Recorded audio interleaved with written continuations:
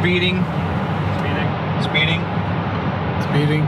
5, 4, 3, 2, 1. The world is changing faster than ever. What used to take decades is now taking years or even months. What you see right now is the illusion that people have had for many decades about the workplace being this secure place to work the rest of your life. For the first time in the history of our nation, our children will not do as well as us. We've seen our friends get laid off, we've been laid off, we've had our pay cut. People are overworked and underpaid. They seem to have less time and less freedom. They live under constant pressure. This is going to be forced. And so even if your employer loves you, they may have to cut you. There's something wrong that on Monday morning, the heart attack rate increases by 35%. Technology is accelerating, job security is declining. It just doesn't seem like the old models of making a living are as reliable as they used to be. Every aspect of our lives, there's a better way out there, but we're still doing it the old way. We live in the greatest country on the planet, and there are a lot of people sitting around complaining and being cynical. Like everyone's whining about this old model, and I'm like, why don't you leave it? Look at all this over here. Look at all this opportunity. Since so much of our lives revolve around our work and the way we make our living, many people are thinking there just has to be a better way. The biggest challenge facing our world today is not making money, is what are we going to do with all the displaced, unemployed people? People are afraid that they're going to make the wrong decision. People are afraid of the unknown. People are afraid that maybe I don't have the skills. Hey, sports fans, industrial age is over. It's dead. It's dying. That's why going to school to get a job is an obsolete idea. A steady paycheck is an industrial age idea.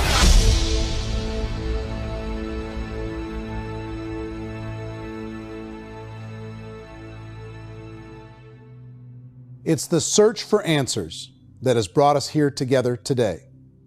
My name is Worre, and for almost 30 years I've been an entrepreneur, struggling at times, but ultimately succeeding. As a best-selling author, speaker, and business owner, I've spent my entire career helping millions of people around the world to become entrepreneurs. And I believe strongly that there is, in fact, a better way when it comes to how we make a living. The career landscape has changed dramatically, and many are still working in a model that is completely out of date. What worked for previous generations isn't working as well for people today. In this film, we're going to explore 3 important questions. First, what's really going on in our working world today? Second, in this new economy, is it better to become an entrepreneur, or is it safer to work for someone else? And third, if a person decides to become an entrepreneur and start their own business, how can they do it without taking on massive risk? To help in this journey, I've brought together some of the greatest experts and thought leaders in the field of entrepreneurship to share the real facts with you. My intention is to give you new information that will allow you to make choices that are not limited by an old, outdated model. Let's start by understanding what's going on in our working world today.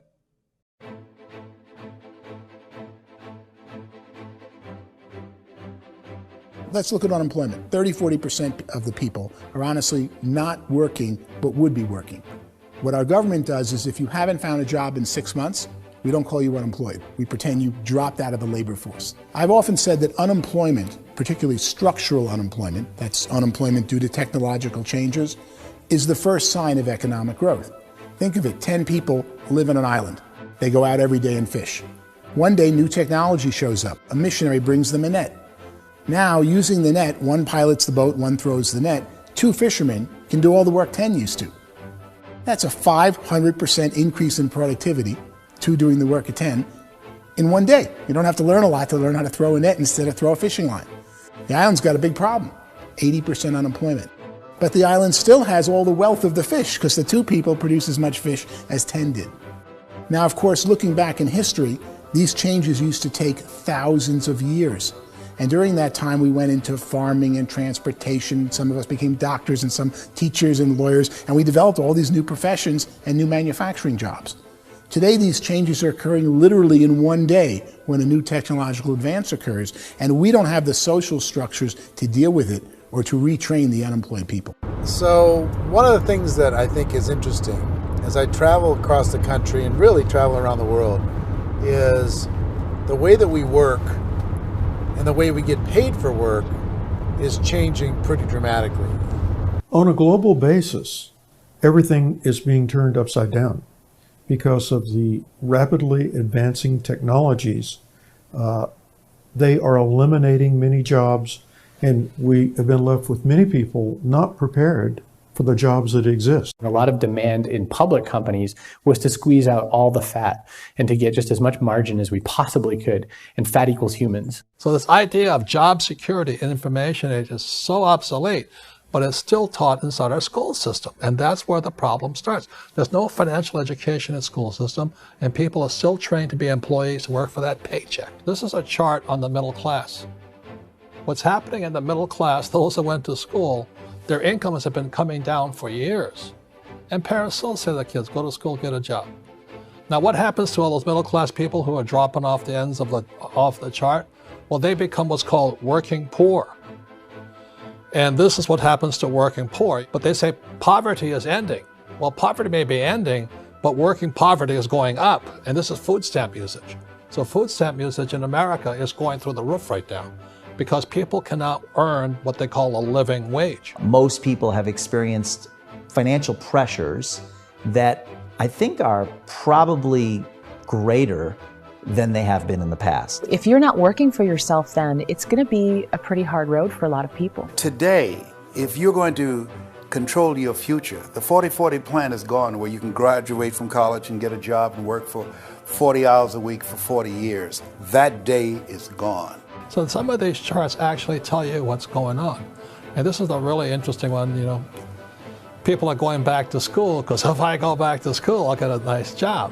But this is what's happening to, it's called Sallie Mae, which is the student loan guys. Student loan is going through the roof. It's now over $1 trillion, and student loan debt is worse than credit card debt. So when people stopped using credit card, the government got people into student loan debt. And the problem with student loan debt is you can never be forgiven. See, with credit card debt, you can declare bankruptcy and all's forgiven. But student loan debt, you can declare bankruptcy, you still owe it. It's the worst of all debt. But this is the next picture. Look at this chart here. This is what's happening to wages of college graduates. It's going down. So you go to college, you rack up all this debt, but you earn less money. Now, that's not that intelligent. Average person who's been working a lifetime in America today is ending their lifetime at 65 with about $41,000 in assets. They earned just enough to survive. I think in the United States we have something like 17 trillion in debt. That's just the federal government debt. We got another 2 in municipal and in other, let's call it almost 20 trillion government. We've got 40 trillion in private debt. That comes up to close to 60 trillion. When you then add something we never had before, what you were talking about, when we look at the unfunded portion of Social Security and primarily Medicare, Medicaid, that at the most conservative estimates from outside firms, Kleiner Perkins, 67 trillion and growing. That's more than all our other debt. There's less conservative estimates that say it's 84 trillion or higher. I added up conservatively $127 trillion in total debt. Debt is a financial drug. When you take it to excess, it's like taking a drug. Yeah, it makes you feel better, it enhances your performance, but at a huge cost, eventually it kills you. And so that's what happens. We keep doing more and more debt, and you get less and less results, just like a drug, until the debt gets so high that it crushes the whole system. That's where we're at, 8.2 times GDP. You know who I feel sorry for? I feel sorry for the person who dreads going to work, who is sick to their stomach on Monday morning, who hates their alarm clock, who gets a little glimmer of hope on a Wednesday because it's hump day and says, thank God it's Friday. And they live for those 2 days a week where they get to be themselves and they don't have to be around people they don't like, and they don't have to play the political game in the office, and they don't have to live this half life.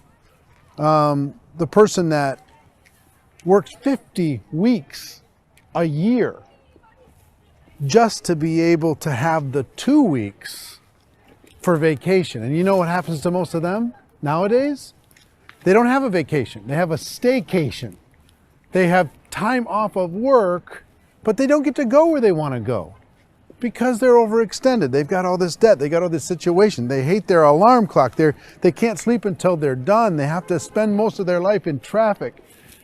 I feel sorry for that group of people because there's a better way. They just don't know it. I see this really interesting attempt at rugged individuality in a 6x8 rectangle.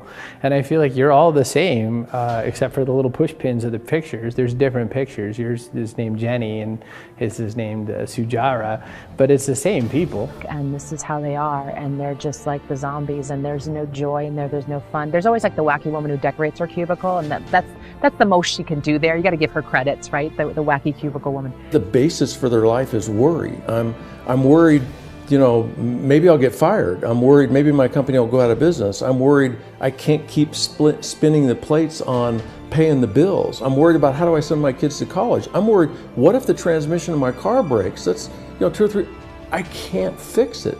People live in a sea of worry, and it eats at them. Those signs that people held up during the Depression didn't say looking for gainful employment in a cubicle. It said looking for work. Work is what we're looking for. Job is just a unit of measurement. Work is what we're going after. It's time to look in the mirror and say, it's not the economy, it's my economy. It's my little world of where I am. I need to improve. I'm not going to wait for the economy to come back because, frankly, the economy is doing great in this country. So I'm here on Wall Street, the financial center of the universe, the financial capital of the world. This is where most people's money goes to at least be held for a time, right?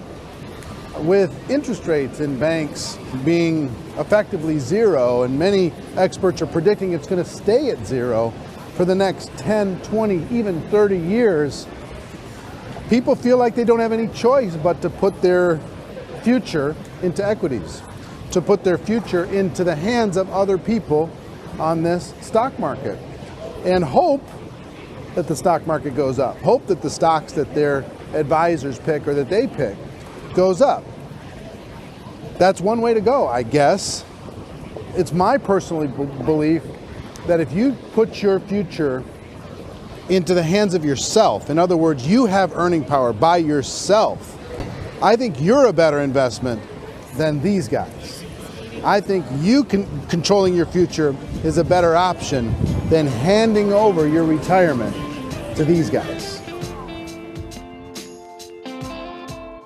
The average household income in the United States is approximately $50,000 a year, what they call the middle class. To reach the top 25% of income earners, you'd need to earn at least $90,000 a year. To reach the top 10% would be a household income of $140,000, the top 5%, $190,000, and to be in the top 1%, you'd need a combined household income of at least $380,000 a year. So here's the question. What do you think would give you the best chance to move up and get to the top 10%, the top 5%, the top 1% or beyond? In my opinion, and in the opinion of many, many experts, the answer is to become an entrepreneur, to become your own boss. I think you have to be a business owner. I can't, the only time I ever say to someone it'd be great to be an employee is when they've already told me they've surrendered. I only tell people who are wounded spiritually that they should be an employee. And it's that feeling that you get when you pick up the backpack off the little Cub Scout and say, "Don't worry, little guy, we'll get you back to the camp." You know, it is in no way a kindness when I tell someone they'd be a great employee. The other status symbol really increasingly is lifestyle. And people can own their own business, maybe even work out of their house. That, I tell you, people admire that, like, gosh, I wish I could do that. The spirit of the entrepreneur is to be a risk taker and to be resourceful and unstoppable and to have a vision of yourself beyond where you are and not willing to settle for life as it is. Think about the great entrepreneurs. They're visionary. They have heart. They're willing to do today what others won't so they can do tomorrow what others can't. Personally, I don't think of the new economy, the old economy. I create my own economy. The entrepreneur's in control. I decide what the economy is going to be like. In the world of entrepreneurship, there are no limits. You can make as much as you want, depending on how much you want to work and how smart you are and how great a team you put together. There's no more lifetime rewarding business than being an entrepreneur. Why in America, where anyone could be anything, would people want to give up their freedom and become effectively a modern-day slave, told shut up and be here every morning at 7:30, leave at 5:30, and do what I tell you? If people decide to become an entrepreneur and work for themselves, they have some traditional options, but they're riskier than you might think. Any kind of a retail business, retail build-outs, is extremely expensive. Even just these small little yogurt stores where they're putting little yogurt machines and you get all the different flavors, you're spending $200,000, $300,000, $400,000 to open a yogurt shop. I would love to buy a Dunkin' Donuts, but it's a $500,000 or so to start. I don't quite have that just in case money. Risking lose it all, and most guys do 2 or 3 times, and even big guys like Branson, because I'm such a fan of his, half his companies don't work. If you make $1 million, your problems are going to go. If you make $1 billion, your problems are really going to go. Just the opposite. You and I know when you're making $1 million, you get $1 million responsibilities. You make $1 billion, you got 1,000 times $1 million responsibilities. And most people say, I'd love to be my own boss. 70% of Americans would love to be their own boss, according to recent polls. But they don't know how to get there. Because what are you going to do? One, you could buy an existing business. If somebody's selling an existing business, you have to ask why. Usually because it's probably hard. It's probably not making as much money as they hope. 2, they could buy a franchise. A little less risk, proven system, but it's expensive to be able to do that. 3, they could start something from scratch. And that's where a lot of people feel like, I don't have the chops to do it. I don't have the money. I don't have the product idea. I don't have the expertise. I don't have whatever it's going to take to be able to get there, and I can't risk my family to do it. So, 4th, they could become an investor. A lot of people in this town invest to try and figure out a way, but you got to be pretty smart with that game too, right? Venture capitalists, who are the very best and most sophisticated in investing in new breakthrough businesses, make it on 1 out of 11. That means 10 out of 11 are mediocre or fail. Most of them fail. That's the risk there. An angel investor is lucky to get 1 out of 15 or 20. A business is a team sport. Like, I have to have accountants, I have to have engineers, I have to have system designers, I have to have sales, marketing, I have to have accounting, I have to have mission statements, I have to have legal and all that. The average Joe Schmo, even me, I go out there, I don't have the skills to put a business together. I think the bottom line for the 4 traditional options is they take money, sometimes a lot of it. They take expertise, and they take time. All of that adds up to just too much risk for most people. I bought a business from somebody else and it was a lot of work. And you start wondering, what did I just buy? Because I guess ultimately I own your email list and I just overpaid for it. People that start their own business, they spend a lot of money, they spend a lot of time, a lot of effort to get things started. And the more you invest on the upfront, the harder you typically work at it. Well, I can tell you what the success rate is of a restaurant. What is it? They're crazy enough. About 90% of them fail. About 90%, in how quickly? Year less. Wow. And if we're talking non-franchise, we're talking franchise, Sure. That's totally different. Yeah. But our students aren't getting franchise restaurants. You gotta invest big money. Exactly. And with someone like McDonald's, you've had to work with the company for a long period of time, really know the To even have a business. chance at investing $1 million. Have a chance, and it's a slim chance. What if there was a way that you had all the proven aspects, the comfort aspects, and you could still control your own life? What if there was both? In other words, you didn't have to create everything from scratch. You didn't have to be a super leader.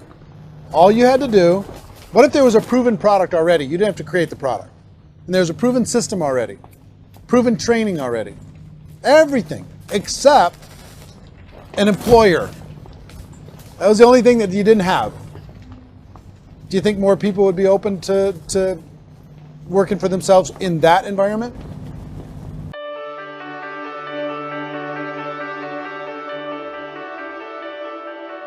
In our search for a better way to make a living, we've come to the conclusion that becoming an entrepreneur is actually safer than being an employee. And through our look at the entrepreneurial options, one particular path kept coming up from expert after expert. And I think most people will find it surprising because it's certainly a non-traditional business model. That model is for people to start their own business and become an entrepreneur through the creation of a network marketing business. Some people call it direct selling because the product is being sold directly from the manufacturer to the end consumer, cutting out the middlemen. Other people call it multi-level marketing, or MLM, because there are multiple levels of commissions paid. The most common term today is network marketing, because network marketing best describes using a large group of independent distributors, independent entrepreneurs, to move a product or service more efficiently. So my friend here, Donald Trump, and I, we always write about the network marketing industry. And the reason we support the network marketing industry is because it really is a business school for entrepreneurs. Because most people come out of school looking for a paycheck. Oh, that's terrible. I went to network marketing like that. I think if it didn't exist, we should invent it. It is that good. I think direct selling is a great way to do business today. It's very easy to get into that industry, and you can be self-employed, be in effect an entrepreneur. When we see multi-billionaires adding network marketing companies to their portfolio of companies, that would be a clue. When we see people who are very famous authors and very famous business people endorsing the industry, that would be a clue. These network marketing companies aren't $50 million companies, they're billions and billions of dollars. They lead the stock market, they're major companies. When we're going to get it? You know, and you're going to school to work for a paycheck, but if you want to be rich, be an entrepreneur, and network marketing gives you the spirit to be an entrepreneur. A traditional company will spend up to 50% of their total revenue on marketing. Network marketing companies use a different approach. Instead of having all that extensive marketing expense, they utilize a network of independent distributors to do the marketing for them. Now, why do they do this? First, because word-of-mouth advertising is so much more effective today than traditional media advertising. Second, some products need to be explained or demonstrated, and an independent salesperson can do that more effectively than an ad campaign. Third, it's completely efficient. The company only pays for the marketing of their product if a sale happens and not before. Imagine if Amazon allowed you to become an independent distributor and paid out 40% of its revenue to that distributor group. All you had to do as a distributor was recommend a product, and if a person bought it on Amazon, Amazon would take care of all the logistics, and you'd get paid for bringing the customer. Now imagine you got paid for every purchase that customer made for the rest of their lives. Well, Amazon doesn't offer this option, but network marketing companies do. 85% of all buying decisions in our society are made as a result of word of mouth or reputation. We're recommending things to each other all the time. You know, who's your dentist? Who's your doctor? Who's your lawyer? What detergent, are you using? What legal system are you using? What product are you using? We're talking to each other about the things that we love anyway. When you go into a big box retailer, you're lucky if the clerk looks you in the eye, much less gives you any detailed or accurate information about what you're purchasing. So of course, this personal information, this education coming from a friend, a neighbor, a relative, or even a stranger, but one who has experience with the product is extraordinarily valuable. As a matter of fact, network marketing can educate consumers probably better than any other form of marketing. It certainly can do better than advertising, because advertising usually has a certain hype to it, and you can only get limited information. So, network marketing trumps advertising. If you were a typical sales company and you wanted to sell $1 million a month worth of product, you might go find 100 superstar salespeople. The quota would be $10,000 a month. So network marketing as a distribution system just flips the numbers. So we use 10,000 happy, raving fans of a particular product, and we don't concern ourselves so much with how much product each one of them individually sells.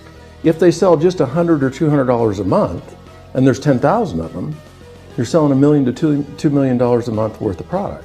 And that's the best way I can explain how network marketing works. This is the marketing arm of the company. There's not money being wasted on bricks and mortar. There's not money being wasted on inventory that's sitting stagnant somewhere. There's not of employees standing around that don't have customers.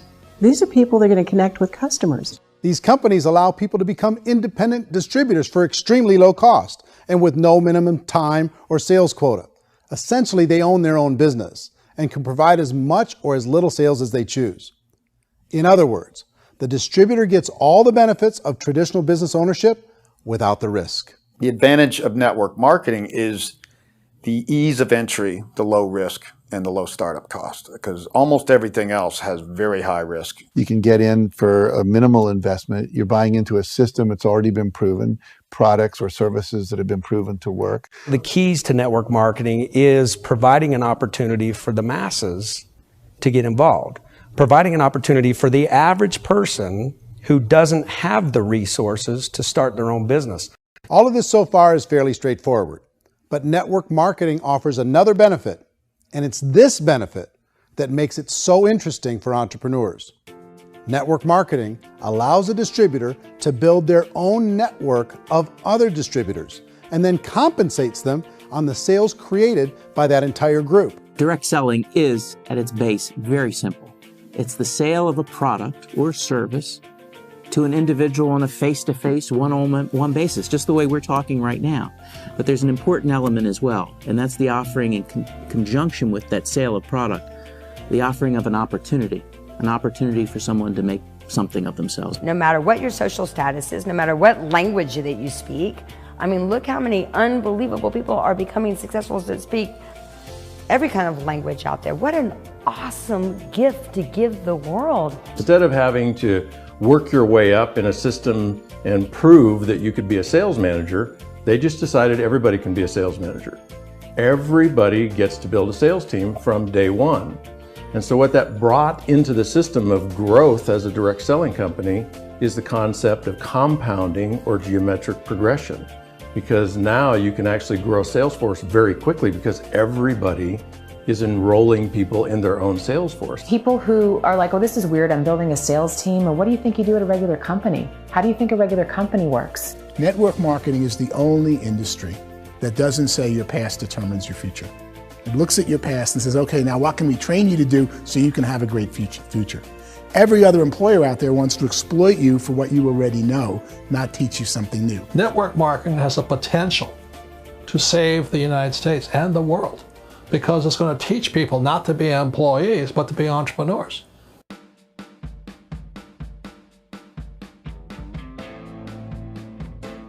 According to the Direct Selling Association, if you add up all the network marketing companies around the world, they combine to do over $178 billion a year in retail sales. To give you an idea of how big that really is, the NFL, the National Football League, does approximately $9 billion a year. The music industry does a little more than $16 billion a year, and the movie industry does about $80 billion a year. Using a conservative average, network marketing companies pay their distributors about 40% of that $178 billion in the form of commissions, which adds up to more than $71 billion a year. That's almost $6 billion a month. It's almost $200 million in commissions every single day. So it's certainly working, and people are making serious money in network marketing. With the growth of the direct selling industry over the last 10, 15, 20 years, we've seen a broader understanding of the channel.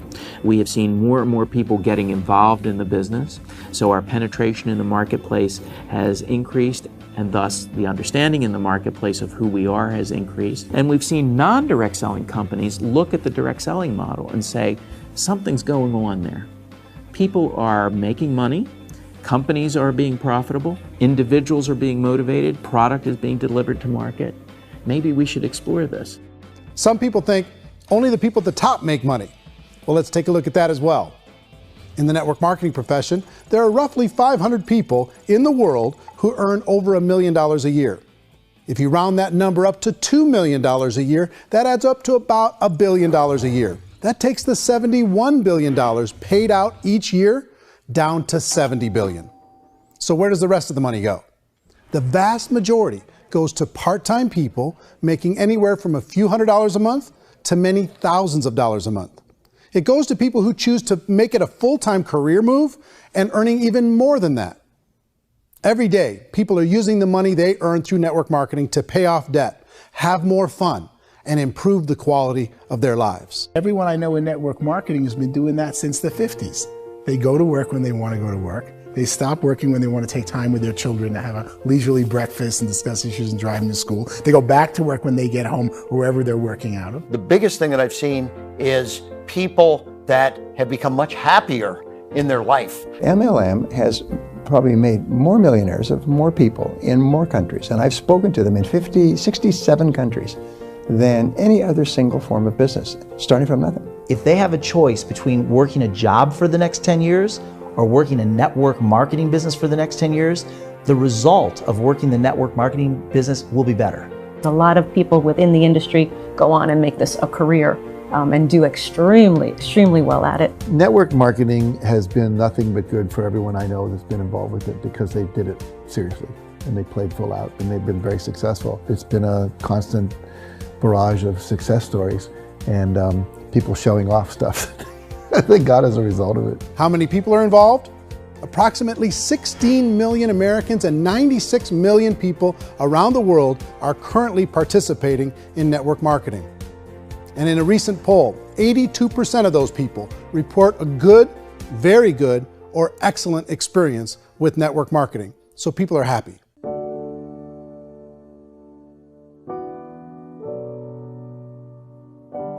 So I've taken a look at the network marketing profession and really tried to understand why so many people are confused as to the validity of this as a business. One is this pyramid shape. People get really messed up with this pyramid. Oh, it's one of those pyramid things. So I just think there are a lot of haters out there who really don't understand the industry and say, oh, it's a get-rich-quick scheme. It's a pyramid. Well, corporate America is a pyramid scheme. You know what I mean? It goes like this. You have thousands of MBAs, let's say working for Ford or General Motors or Coca-Cola. If all these MBAs, they're all trying to get to here, that's a pyramid. Only one guy's going to make it. Every 10 years, one's going to make it. Whereas you look at network marketing, it's like this. So you're here, and your job is to develop other CEOs coming up behind you. So it's an inverse pyramid. In network marketing, it's a very simple concept. If you sell product, you get paid. It is paid based on production. There is no first mover's advantage. There is no investment component where the more somebody spends, the more they're entitled to make. So the two are polar opposites of each other. It doesn't matter what shape the company is or the compensation plan is shaped, whether it's a circle or a pyramid or a triangle or a trapezoid, it doesn't matter. If compensation is coming primarily from recruitment, then you've got a problem. On the other hand, if an operation is basing their compensation to participants on the basis of sales, even when those sales are generated by people you've recruited, well, then you're a perfectly legitimate enterprise. That's the legal test, it's the practical test. Another issue that's been true in the past that is no longer true now is people used to be in network marketing loaded up with products that they couldn't sell and they ended up a loser. They ended up with a bunch of product in their garage, they ended up with a bunch of products sitting in their kitchen shelves or whatever, and they thought they could sell it and then they weren't willing to or able to sell it and they ended up with a bunch of stuff and they were bitter about it. There was this thing called front loading where you had to buy if you bought $25,000 worth of product, you got better commissions and all this. Today, it's almost all done by computer. It's direct mail comes from a warehouse somewhere else. You don't have to have all this inventory. You don't have to stock up. It's a paperless world now. Most of it's done online. You have a back office. It really works. And the technology has changed everything. Third issue is people start talking about 99% of people in network marketing don't make any money. Well, we've talked about that over the course of this journey together. Almost $200 million a day is being paid out to network marketing distributors around the world. The naysayers, the people who say that it doesn't work, are usually the ones who just don't know how to make it work for themselves. And so they're giving you an opinion, and I tell people, don't confuse people's opinions with expertise, because opinions are free. And don't confuse sincerity with the truth, because people could be sincerely wrong. But here's the reality inside of network marketing. The vast majority of people that get involved in network marketing just become customers, and they get involved to be able to purchase product at a lower price. If you take Costco as an example, if a person goes into Costco and gets a membership to Costco so they can get a lower price on the product, we don't call that person a loser because they have a bunch of product that they walked out with a smile on their face. Yet when some people want to take a look at network marketing, they say, well, those people, they're just using the product and they aren't earning an income, so they must be a loser. They're not a loser, they're a happy customer. That's the vast majority of people that are involved in network marketing. Now, a smaller percentage of those people decide to go build a business. They earn $300 a month, $500 a month, $1,000, $2,000. That's the bulk of earnings in network marketing. And then there's the few that really decide to take it serious, really decide to build a large network, really work to make that network very, very productive. And those people make huge amounts of money and there's no cap. What I do as an outside economist, just somebody looking at this industry like any other industry I speak and say, look, what's the realities of this? 1% do incredibly well. 10% generate some additional income at pretty low risk and effort. That's not, and 90% of people roughly end up customers. One thing that I think is real when it comes to people's perceptions about network marketing is people put this, and distributors, I think, involved in network marketing have some responsibility for this. They have sometimes unrealistic claims about the product or about the income. Most people who become distributors, they want the money, they want to be successful, but they don't have the skills. They don't know what to do. And when people don't know what to do and they're in a new business, they're scared. And when they're scared, they panic and desperation kind of sets in. So they think everyone they talk to has to get in. So if I talk to you and you say, well, no, I don't have time to do that, they're like, no, I need you. You have to do this or I won't be successful. So I start clawing on you. I start that desperation. So then I start making claims about the product, which are not appropriate, probably not even true. Or I start saying, oh, let me show you how you can make all this money and you don't have to do anything, Eric. And so you just totally misrepresent the opportunity, and you're clingy with people because you think you need everybody to be successful, and you don't. You know, one of the messages that I try to deliver most forcefully to companies as well as salespeople in direct selling is that you don't have to overpromise. The reality is in network marketing, there's a lot of hard work involved. There's a lot of effort. You're going to have to develop yourself. It's a business like anything else. It's going to take some time, but in my opinion, it's better.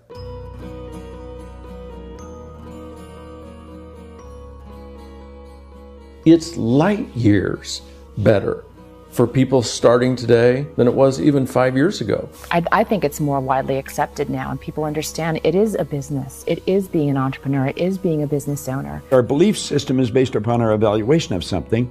And frequently, if we reevaluate a situation, our belief about that situation will change. The industry has changed and it's grown up. It's totally transformed. You've got young people today that have grown up with social media, and they understand networks. They understand how people are connected through technology, and they understand how money flows through those networks. So when they see network marketing, they don't see it the way their parents saw it. And we've all learned, the larger industry that you represent, has all learned from those mistakes and flaws and errors that have happened early on. Early algorithms didn't work the right way. That's all fixed. It's like when they design a computer program, they design the program, then they run it, and then they go back through and they debug it.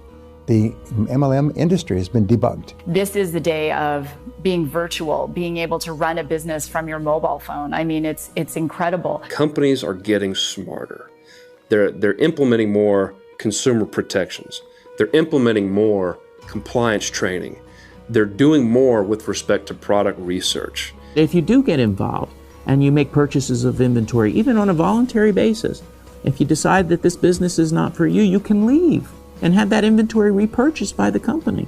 There's no other business that offers that kind of protection on a voluntary, self-regulatory basis.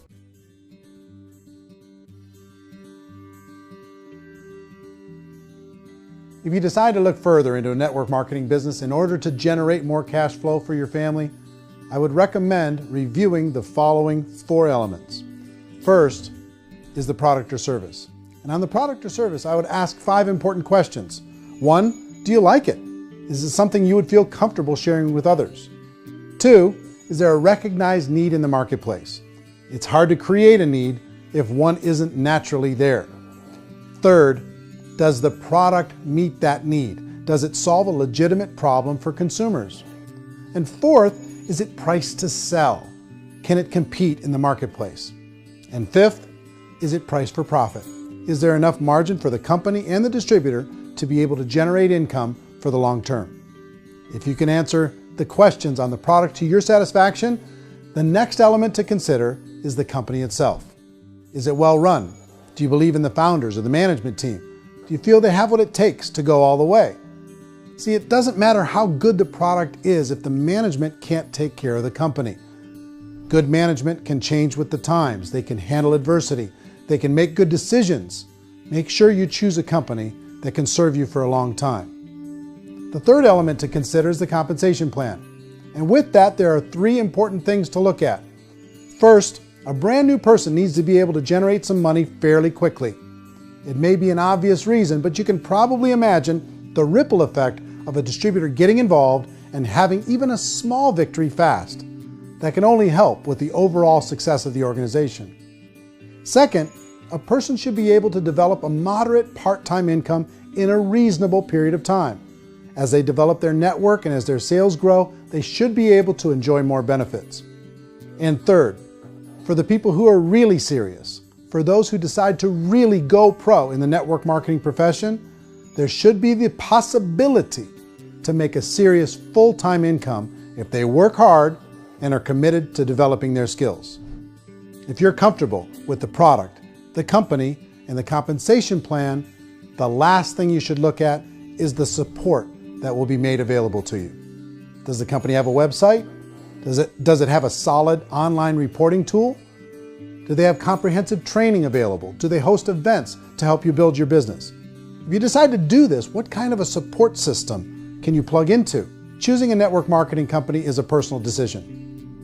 But evaluating the 4 elements of product, company, compensation plan, and support is a great place to start. Is the company promising that you're going to get rich quick or that you can make a lot of money without a lot of effort? That's a red flag. Is there a product that you really believe in that you think can be sold? Or are you being told by salespeople or the person who's trying to recruit you or by the company itself that don't worry about the product, all you have to do is recruit other people into the business? Red flag, warning sign. If you're hearing that, take a second or even a third look. Get to know the customers, the products, the business, have some success, and see where the opportunities might take you to move up in the organization. You want to find out how concerned are they about my education, my training, and my development? Is there a space for me to grow? Most important question. Learn everything that you can about the product. Make sure it's something that you believe in, and learn everything you can about the industry and work that system. You have to be very passionate about whatever that company is doing. I would get involved. You can always test drive anything, you know, the product, the service, the community, and then lean into it a bit. If it feels good, then lean into it a lot. Behind me is the Lincoln Memorial. And this is a place where Martin Luther King Jr. had his famous "I Have a Dream" speech. And at that speech, he talked about his dream for equality for everyone around the world. And that's a noble dream.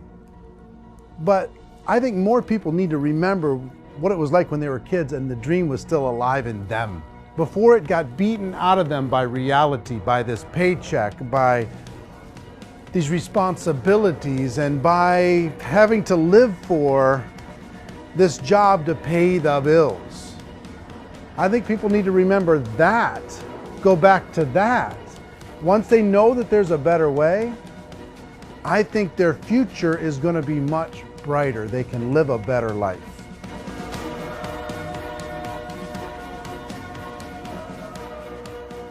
So if you're considering getting involved in a network marketing company, let me offer you just a few pieces of advice. First, network marketing isn't perfect. It's emotional, it's challenging. Like any entrepreneurial venture, it can have its up days and its down days. But if you have an entrepreneurial bone in your body, it's just better. Second, if you're gonna do it, decide to be professional. Decide to go pro. It's better to do that than just be this amateur sticking your toe in the water. Third, as any professional, you're going to have to learn some new skills. And I promise you, inside of the network marketing profession, they're not too difficult to learn. Fourth, like anything worthwhile, it's going to take some time. Don't expect that you're going to get to the finish line right out of the gate. And fifth, it's worth it. It's worth it to be able to take charge of your life again. It's worth it to be able to control your own financial situation. It's worth it for the people you're going to be able to spend time with. It's worth it for the things you're going to be able to see and the experiences you're going to be able to experience.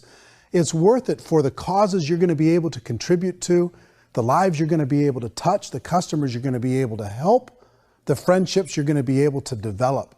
I promise you, it's worth it. Remember, most people are searching for answers just like you are. But I do have to tell you the catch to network marketing.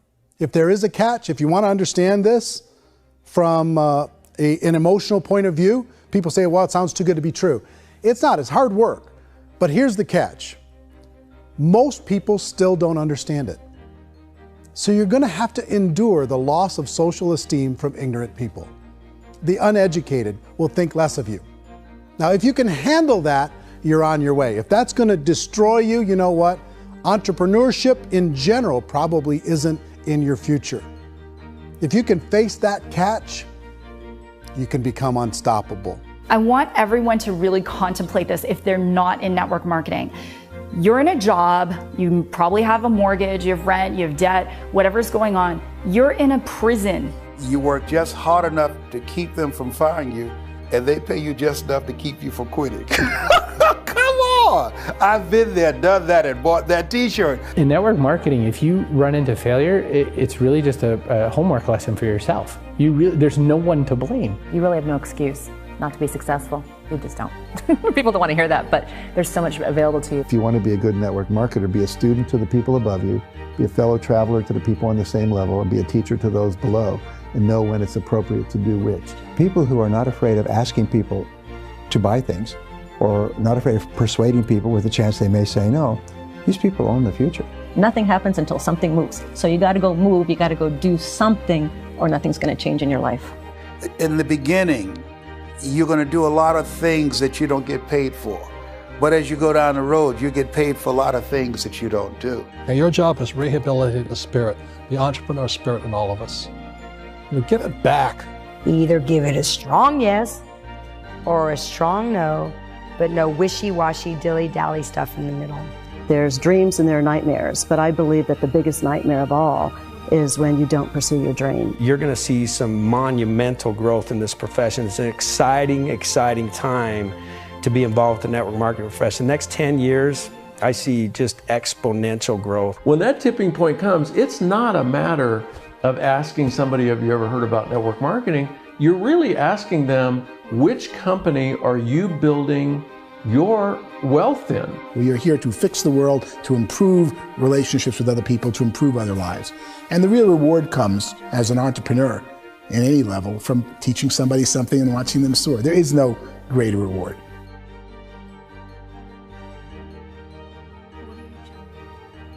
Life's too short to spend it living someone else's dream instead of your own. It's too short to spend it living at a fraction of your potential. Can being an entrepreneur be a challenge at times? Sure. But here's what you get in exchange. It can be yours. Something that you built, something that you created, something that you made happen. This balloon represents your dream. It represents entrepreneurship.